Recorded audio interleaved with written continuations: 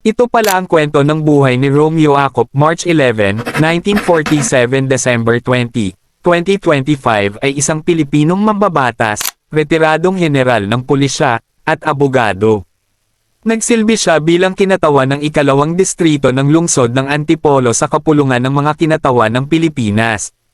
Kilala siya bilang isang veteranong mambabatas na may matibay na karanasan sa law enforcement at masusing pagdinig sa mga investigasyong lehislatibo. Si Acop ay nagtapos sa Philippine Military Academy (PMA) bilang kasapi ng magiting class of 1970. Matapos ang kanyang karera sa serbisyo militar at pulisya, nagtapos siya ng bachelier sa batas, cum laude, sa Jose Rizal University noong 1986. Bago pumasok sa politika, si Acop ay nagsilbi sa Philippine National Police (PNP) bilang isang mataas na opisyal. Siya ay naging Chief ng Criminal Investigation Service (CIS), na kalaunan ay naging Criminal Investigation and Detection Group (CIDG) mula 1994 hanggang 1995. Si Acop ay kasapi ng National Unity Party (NUP). Nahalal siya bilang kinatawan ng ikalawang distrito ng Antipolo sa mga sumusunod na termino. 2010 hanggang 2019. 2022 hanggang 2025. Noong panahon ng kanyang pagpanaw, siya ang tagapangulo ng House Committee on Transportation at pangalawang tagapangulo ng House Quad Committee, na nagsiyasat sa umano'y ugnayan ng pogo, ilegal na droga, at extrajudicial killings.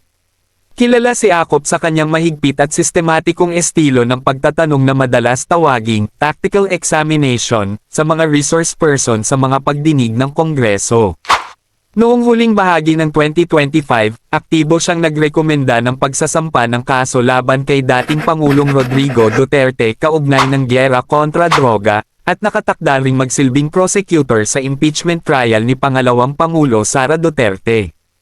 Ikinasal si Romeo Acop kay Resurrection, Shoni, Acop, na nagsilbi ring kinatawan ng ikalawang distrito ng Antipolo mula 2019 hanggang 2022 habang siya ay nasa term limit.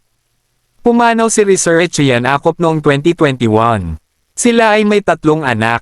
Pumanaw si Romeo Acop noong ika-20 ng Desyembre taong 2025 sa edad na 78. Siya ay inatake sa puso sa kanyang tahanan at idineklarang patay ng 10:56 ng gabi sa Assumption Specialty Hospital and Medical Center.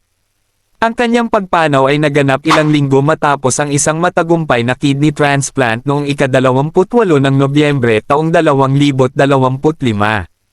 Ayon sa mga ulat, siya ay nasa yugto ng paggaling at naghahanda ng bumalik sa Kongreso bago ang biglaang atake sa puso.